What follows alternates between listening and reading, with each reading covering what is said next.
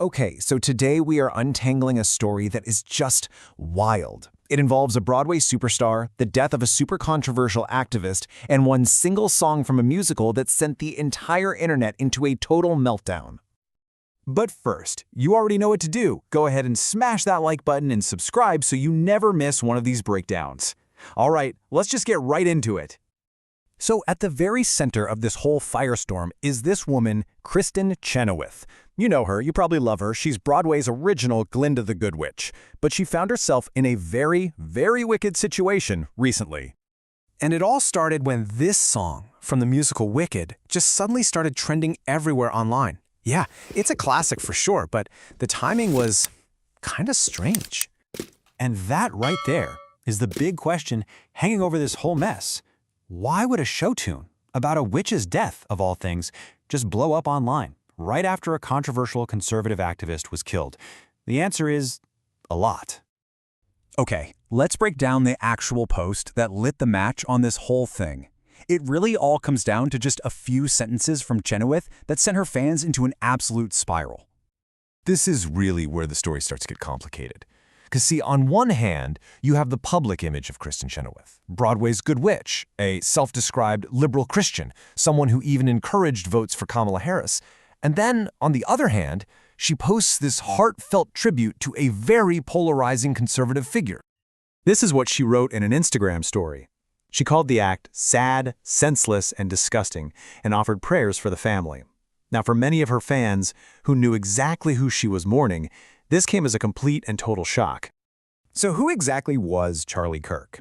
He was the 31-year-old founder of the conservative group Turning Point Action.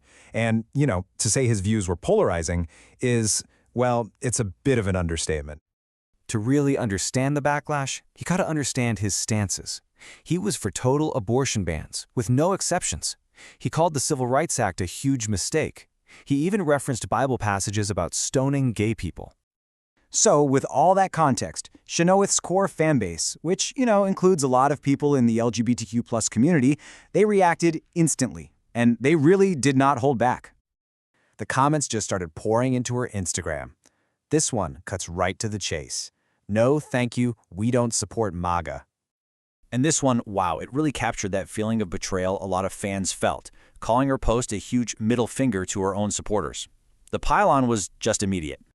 And here is the ultimate irony in all of this. In the musical Wicked, Chenoweth's character Glinda is the one who literally sings "No one mourns the wicked." But then she later argues that, hey, even the witch was a person who deserves some understanding.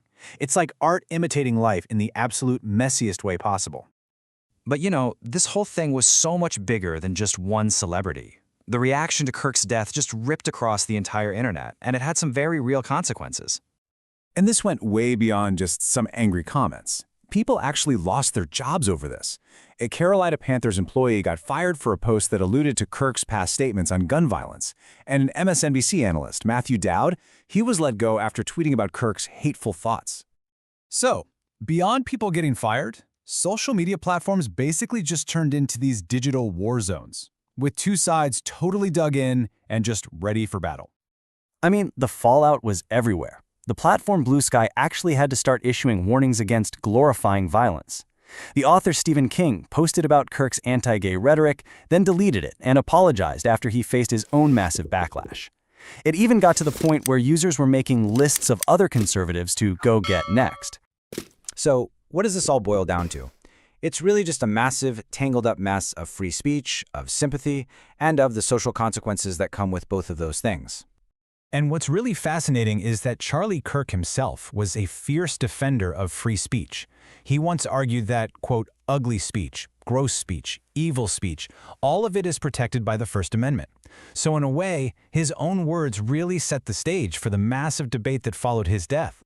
Which just leaves us with this giant question. If all speech is protected, what about sympathy? In a world that is this polarized, can you even mourn someone without people thinking you're endorsing their views? And where exactly is the line between criticism and, celebration of someone's death? Look, there are no easy answers here, but we really want to know what you think. Drop your take on all this in the comments below.